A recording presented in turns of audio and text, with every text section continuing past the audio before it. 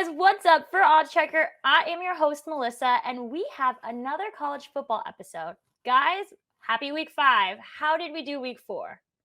Happy week 5, Melissa, Joe. Great to be with you. 2-1 for me. I'm up to 10-5 on the year overall in these videos.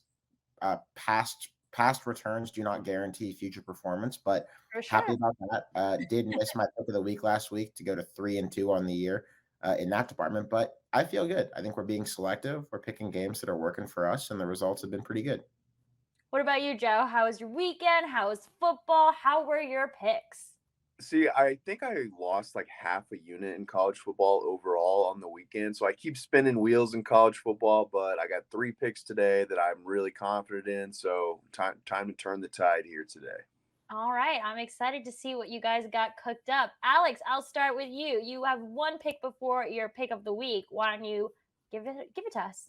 I'll give it to you guys. Absolutely. Washington and UCLA at the Rose Bowl here. I have Washington minus 2.5 in this game. I really like this up to a field goal for Washington, even laying 3 here. I think Washington is really, really good. And I think that people and markets are still catching up to that fact, in part because the teams that they have beaten this year and this kind of comeback tour that they've been on are the notable teams are Stanford and Michigan State, who both appear to have pretty big issues. And I acknowledge that we don't know a ton at this point in the year, but I feel more confident about Washington than I do about most teams that would be undefeated after a pretty disastrous year. I think that what happened with them in 2021 was kind of an oddball situation. They obviously had the weird COVID year even before that under Jimmy Lake. And then it became clear last year that Lake just wasn't the guy who could keep things together for Washington. It was a mess. They weren't managed well. They hired a bad offensive coordinator in John Donovan. Whatever. It was a disaster. But I think that you can bounce back really quickly in this era. I think Washington has done that. Kalen DeBoer, the coach that they brought in, most recently had been at Fresno State, but he was previously the offensive coordinator at Indiana. He brought his old friend, his old quarterback, Michael Penix Jr., with him to Seattle. They have had great chemistry in this first month of the season, and so has Penix Jr. with a couple of receivers, 3 different receivers for Washington, who have all kind of had different moments where they've been the star in the early going of the season. Defense looks very strong, which is never a surprise with Washington. I think we're going to talk about them at the end of this year as one of the big bounce back teams in the country. On the other side, I am not a particular believer in UCLA, even though they are 4-0. I think that we are on the verge of things getting fairly stale with Chip Kelly there. They almost lost to South Alabama just a couple of games ago. This game being in the Rose Bowl will mean that there is not much home field advantage for UCLA because they can't get anyone to actually go to their games because they play very, very, very far from Westwood. So to me, I just see a lot of things pointing in the direction of UW in this game. And certainly at a number like 2.5, it's not quite a pick 'em, but it is not overwhelmingly far from it. And I think that they're more than a field goal better than UCLA, even on the road. So I like the Huskies. All right, the Huskies it is. Joe, you've got 2 picks for us. Yeah, first one I'm rolling with is Rutgers 41. I plus 41. I think it might even be at 41.5 now. This is not the same Rutgers type squad from the last 10 years where they would just get blown out by Ohio State or Michigan. I think Michigan beat them 70-7 like 5 or 6 years ago. This is not the same team. Rutgers has done a pretty good job of recruiting and improving their coordinators, and they actually look like a legit football team that can compete against some of the better squads. Now, the main worry with them in this game is turnovers, but Ohio State's defense has not looked that great this season. Ohio State has given up a lot of yards on defense. They gave up 3 touchdowns to Toledo. They've just given up a lot of yards, and I don't exactly trust Ohio State's defense to hold down Rutgers so that they can score 50, 60 points and keep this game, make this game a huge margin in the 50-point margin. And then the last week's game against Iowa, Rutgers actually should have been in that game. They had 2 turnovers that were for touchdowns. They only gave up 1 offensive touchdown to Iowa. So Rutgers defense has actually played really well this season, and I don't expect Ohio State to just score 50 points on this team. I think they're going to get stopped a little bit, and I think Rutgers has enough in them to keep this game under 40 points. Because when we see a 40-point spread, we usually think like, oh, it's a SWAC team or an FCS team against a top 10 team. I don't think this is the situation we have here. So I think 41.5 points is a little too many. And then the other game I'm looking at is Texas A&M and Mississippi State.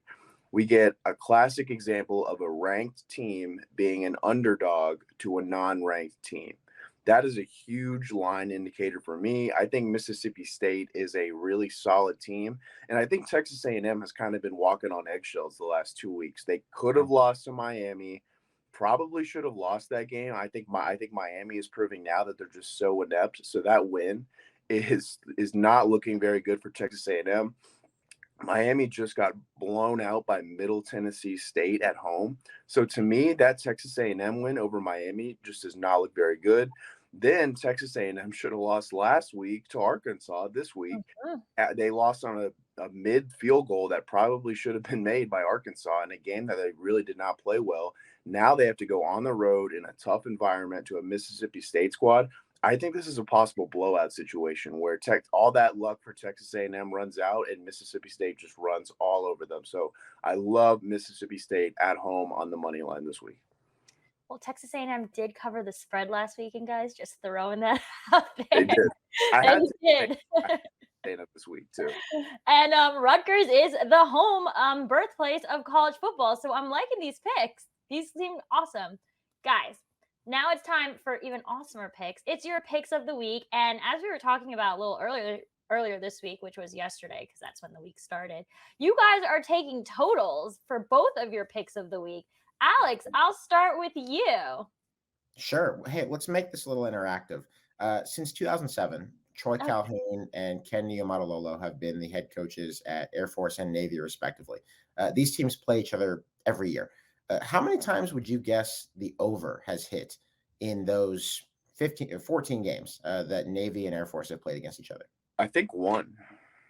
I know that it's always wise to bet or zero. One or zero. So in Navy and Army series, it has hit never in this time. The over is 0-14. The under is 10-4-1 between Navy and Air Force since these two coaches have been there. I think there's a reason for this. And spoiler alert, by the way, I'm going to take the under in this game with that number being at 39. But I would take it anywhere where it's going to settle with, as long as it's within a point or two of this. I think that the reason that this happens, the reason that betting markets cannot set a total low enough for Navy and Air Force or Navy and Army is that these teams understand each other, particularly the defensive staffs understand each other in a way that is very unusual in college football. There are only a few teams, really just these three, that run a true flex bone triple option offense with slot backs, quarterbacks rolling out, pitching the ball or keeping it the whole 9 yards, the way that you like to see when the service academies play each other. And that is hard for a lot of coaching staffs and teams to deal with because you're just not used to seeing it. And so you might see a Navy or an Air Force or an Army give a regular defense a lot of trouble. But these defensive staffs for Navy and for Air Force understand this offense very well. I mean, they grow up seeing it in practice all the time. Even if you have scout teams that are emulating a Power 5, you're in meeting rooms with defensive coaches, you understand a lot about the way this offense works. So coaches at any of these schools will tell you it's just hard to move the ball against our fellow service academies. This is a trend that I believe in fully, having talked to service academy people about it before. I think that we have another variable this year, which is that the NCAA has made it harder and harder to cut block, to block low, which is an essential part of the triple option. I think this one is screaming at us to take the under, and I'm going to do that in this case. You don't have to convince me twice. That sounds pretty good here. The under for the Navy game. And Joe, you also have an under you're looking at. Yeah, Alex, I love that play. I'm probably going to be on that play myself. Service Academy unders have been a great bet for a long time. It's just they seem to hit. It's a good bet. I am rolling with another under between two similar type teams in the Big Ten. I am rolling with the under 45 between Illinois and Wisconsin. Wisconsin is just not the same Wisconsin anymore. They're not very good. I don't think Graham Mertz is a very good quarterback.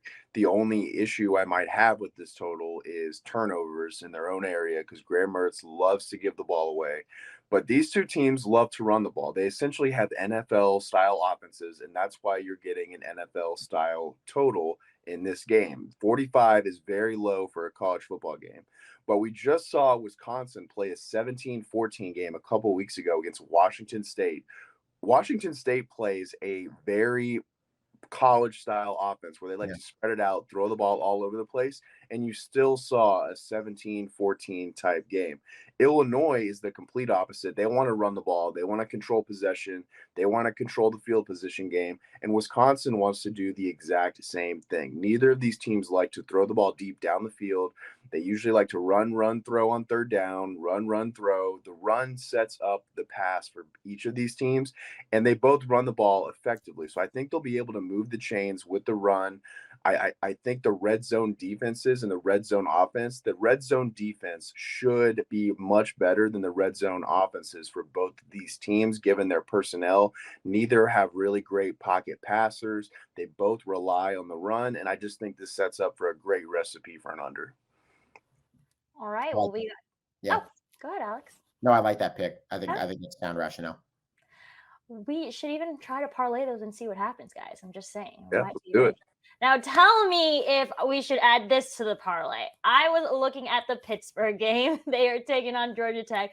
Last time I saw the spread, Pittsburgh was getting -19, and I thought I would hammer that one. First initial reactions, guys. Yeah. I actually like Pitt this week.